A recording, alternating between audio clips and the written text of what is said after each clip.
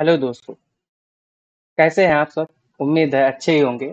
आज मैं आपके सामने यूपी पीजीटी सिलेबस के बारे में बताने जा रहा हूँ। इसको ले आया हूँ क्योंकि काफी ढेर सारे लोगों को कमेंट से थे कि सर आप पीजीटी के बारे में तो बता रहे हो, बट पीजीटी के सिलेबस के बारे में नहीं बता रहे हो, कॉमर्स के। तो मैं जो है कि मुझे लगा कि हाँ ये चीज भी बताना चाहिए, इसीलिए जो है कि मैं यूपी पीजीटी सिलेबस को भी लेकर के मैंने आया हुआ है। ठीक है।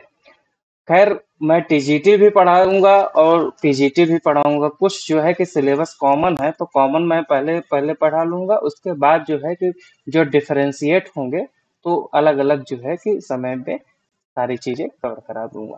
पर टाइमली मैं कवर करा दूंगा, इस चीज की मैं गारंटी ले रहा हूँ। ठीक है।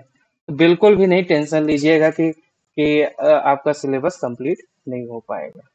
ठीक है।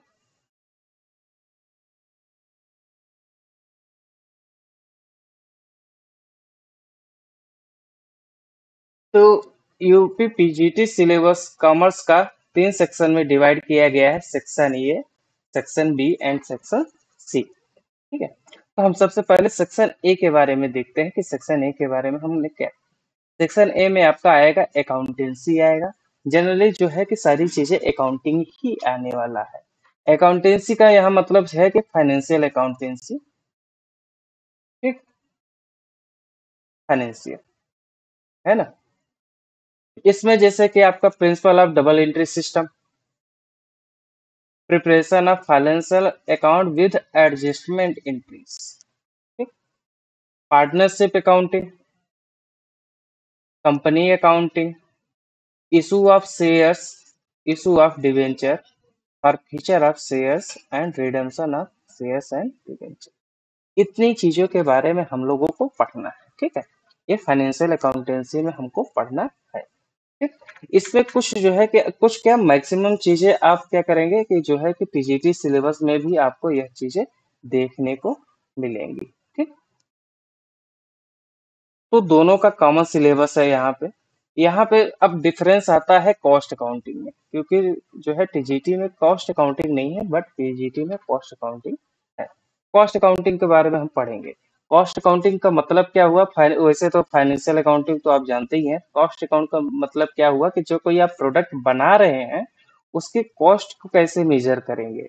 तो इसमें जो है कि आपको बताया जाता है कि कैसे आपको कॉस्ट मेजर करेंगे, बजट कैसे बनाएंगे, सारी चीजें जो है ये देखना पड़ता है। ठीक। यहाँ पे हम लोग पढ़ने वाले हैं meaning and objective of cost accounting, है ना। Element of cost, method of cost accounting, unit cost accounting, contract cost accounting. इतनी चीजें हम कॉस्ट अकाउंटिंग में पढ़ने वाले हैं।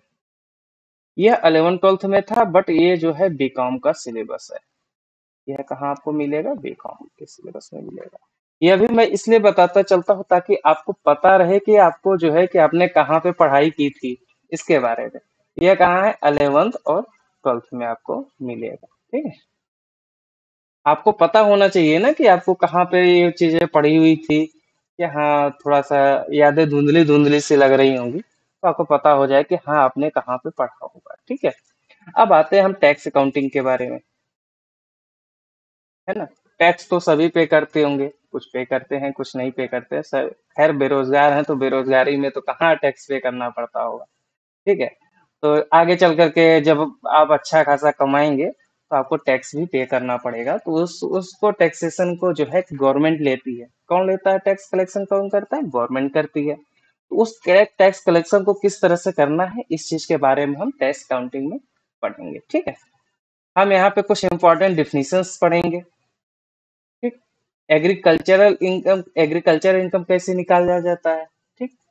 प्रीवियस ईयर कैसे जो है कि बताया जाता है कि क्या कौन सा हम ईयर को प्रीवियस ईयर कहते हैं, किस ईयर को हम असेसमेंट ईयर कहते हैं।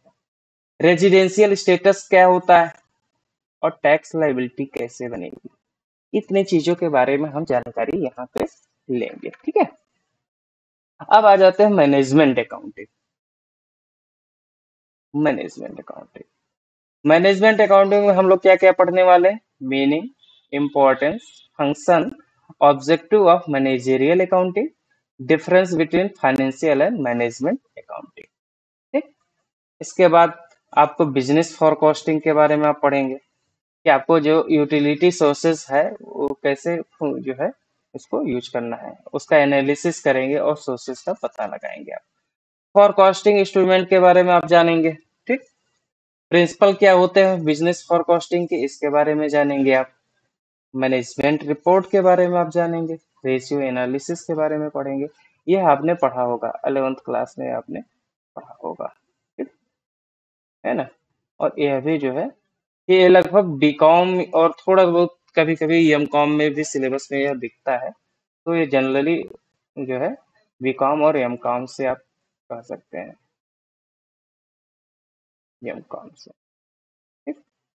ब्रेक इवन एनालिसिस, इतनी चीजों के बारे में हम लोग यहाँ पे पढ़ेंगे मैनेजमेंट अकाउंटिंग में।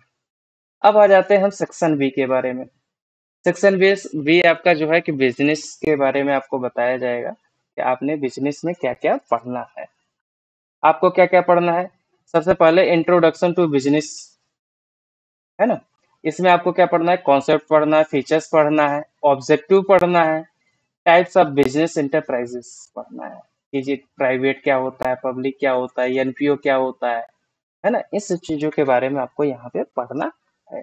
इसके बाद जो है कि हम फॉर्म्स ऑफ बिजनेस ऑर्गेनाइजेशन के बारे में भी हम लोग पढ़ते हैं। ठीक है। अब आ जाते हैं हम लोग इंटरनेशनल बिजनेस पे। ये आ जाते हैं हम इंटरनेशनल बिजनेस पे।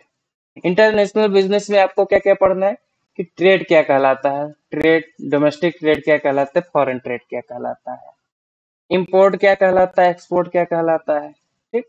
और भी कुछ टर्म्स के बारे में पढ़ेंगे, जैसे आपको प्रोफार्मा इनवाइस के बारे में पढ़ेंगे, लेटर ऑफ क्रेडिट के बारे में पढ़ेंगे, ड्यूटी ड्रॉबैक के बारे में पढ़ेंगे, बिल ऑफ लेडिंग के बारे में पढ़ेंगे। ठीक। ये सब चीजें बहुत ही इंपॉर्टेंट टर्म्स हैं, इसके बारे में अच्छे से हम जानकारी लेंगे। ओके।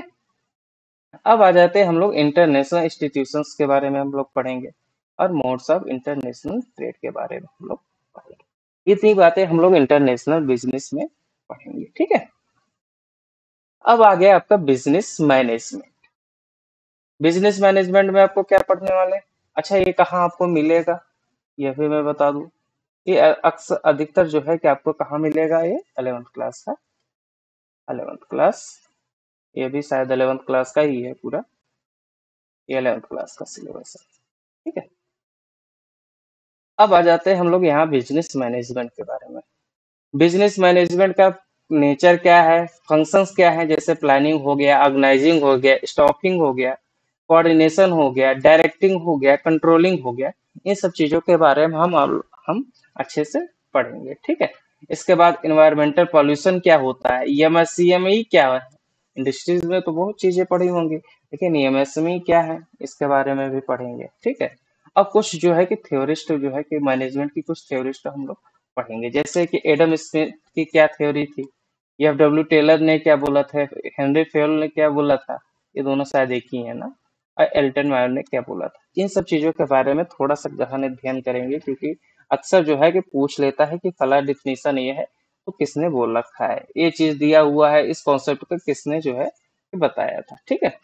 इतनी चीजों के बारे में हम लोग को ध्यान देना है। इसके बाद आ जाते हैं थोड़ा सा यहाँ पे मिसलेनियस कुछ थे, जैसे आपको बिजनेस एनवायरनमेंट पढ़ना है, क्वालिटेटिव मार्केटिंग मिक्स या एचआरएम, ये सब आपको पढ़ना है। अच्छा, इसके बारे में मैं बता दूं आपको, यह 12th क्लास में अक्सर सारी चीजें मिल जाएंगी, 12th क्लास का यह सिलेबस। ठीक। इस बात का ध्यान रखेंगे। ओके। अब आ जाते हैं आगे। अब आ जाते हैं हम सेक्शन सी पे। सेक्शन सी में दो पार्ट है, एक स्टेट का पार्ट है, एक इकोनॉमिक्स का पार्ट है। स्टेट में हम क्या क्या पढ़ेंगे देख लेते हैं। स्टेट का मीनिंग पढ़ेंगे, नेचर पढ़ेंगे, फ्रीक्वेंसी डिस्ट्रीब्यूशंस टेबल में कैसे हम दिखाते हैं, ग्राफ्स में कैसे हम उसका प्रेजेंटेशन देते हैं, इसके बारे में पढ़ेंगे।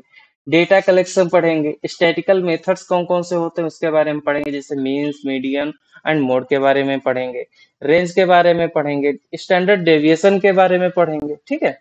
अब इसके बाद जो है कि रिलेटिव डिस्पर्सन, है ना। इसमें क्या है, कोफिशिएंट ऑफ रेंज और कोफिशिएंट ऑफ वेरिएशन, दो चीजें हैं। इन सब चीजों के बारे में भी पढ़ेंगे। हाइपोथेसिस के बारे में पढ़ेंगे, सैंपलिंग कैसे होता है, हैं?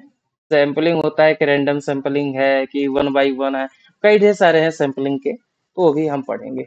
कोरिलेशन पढ़ेंगे, रिग्रेशन पढ़ेंगे, इंडेक्स पढ़ेंगे, बिजनेस फॉर कॉस्ट पढ़ेंगे, अभी ऊपर हम लोगों ने देखा था बिजनेस फॉर कॉस्ट, इसके बारे में भी पढ़ेंगे। ठीक, मेथड्स, यूनि यूनिवेरिएट और जो है कि bivariate, multivariate data analysis and its analysis, इन सब चीजों के बारे में थोड़ी थोड़ी करके जानकारी हम लोग लेंगे। थोड़ी थोड़ी क्या, गहन ही अध्ययन करेंगे, ये तो हमारा आदत है थोड़ा थोड़ा करके कहने का। ठीक है, अब स्टेट के बारे में इतना चीजें आप लोग पढ़ेंगे। ठीक, अब आ जाते हैं हम लोग इकोनॉमिक्स पे। अच्छा, ये कहाँ से है? ये आपको पूरा 11th क्लास से आपको मिल जाएगा। 11th क्लास से, पहले 11th क्लास में कहा जाता था, अब शायद 12th क्लास में आ गया है। ठीक है, नहीं सॉरी, 11th क्लास में ही है। ठीक है, 11th क्लास में ही है अभी। अब इकोनॉमिक्स के बारे में पढ़ेंगे। क्या क्या इकोनॉमिक्स में क्या पढ़ेंगे? बिजनेस एंड इकोनॉमिक रिलेशंस के बारे में पढ़ेंगे।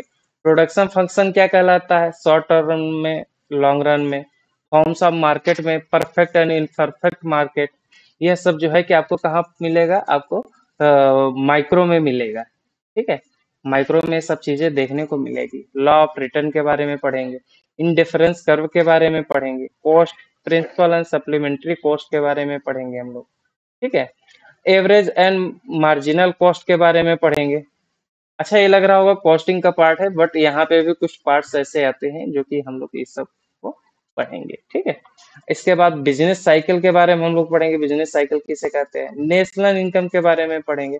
इस पे मैंने एक छोटी सी क्लास भी डाली हुई है, खैर आगे चल करके और अच्छे से करेंगे, तो उसको अगर देखना चाहे तो आप देख सकते हैं कि कैसे जो है नेशनल इनकम को कैलकुलेशन करना चाहिए। बहुत ही सिंपल वे में जो है कि 2 मिनट का 2 लाइनर फार्मूला हमने वहां पे देखा हुआ है, और आपके सारे क्वेश्चन एक साथ सॉल्व हो जाएंगे। ठीक है, वो खैर आगे चल करके हम लोग अच्छे से इसको करने वाले हैं, ऐसा नहीं है कि उतने में ही खत्म कर देंगे। अब पॉपुलेशन प्रिंसिपल्स के बारे में हम लोग पढ़ेंगे। ठीक है, इस तरह से हमारा यूपी पीजीटी का कॉमर्स का सिलेबस जो है कि खत्म होता है। इतनी चीजों के बारे में हम अच्छे से पढ़ेंगे। ठीक है, आने वाले समय में धीरे धीरे करके सबको एक साथ कवर करेंगे। ठीक, ये मत सोचिएगा कि जो है कि हमने टीजीटी पढ़ा रहे हैं तो पीजीटी नहीं पढ़ाएंगे, क्योंकि कुछ कॉमन सिलेबस है। कुछ का क्या है, मतलब लगभग 30 से 40% कॉमन सिलेबस है, तो उस कॉमन सिलेबस को पहले कंप्लीट कर लें। कॉमन सिलेबस क्या है, कुछ यहाँ पार्ट्स अधिक आएंगे तो वहां पे कुछ कम आएंगे। वहां पे 9th 10th का अभी कभी यूपी बोर्ड का कॉमर्स का किताब होगा आपके पास, तो उसको जरूर लीजिएगा, देखिएगा कि उसमें क्या क्या चीजें आती हैं। ठीक है, तो थोड़ी थोड़ी जानकारी वहां पे जो है टीजीटी के लिए है, लेकिन यहाँ पे थोड़ा गहन अध्ययन करना पड़ेगा। तो दोनों को हम कंबाइन करके कोशिश करेंगे पढ़ाने की। हर कोई पढ़ाता है, लेकिन हम बता देंगे कि कौन सा टीजीटी में कितना मतलब कि की उपयोगिता है और पीजीटी में कितना उपयोगिता है। इतनी चीजों के बारे में आपको हम जरूर बता देंगे। ठीक है, तो इतना ही आज के इसके लिए रखते हैं। धन्यवाद।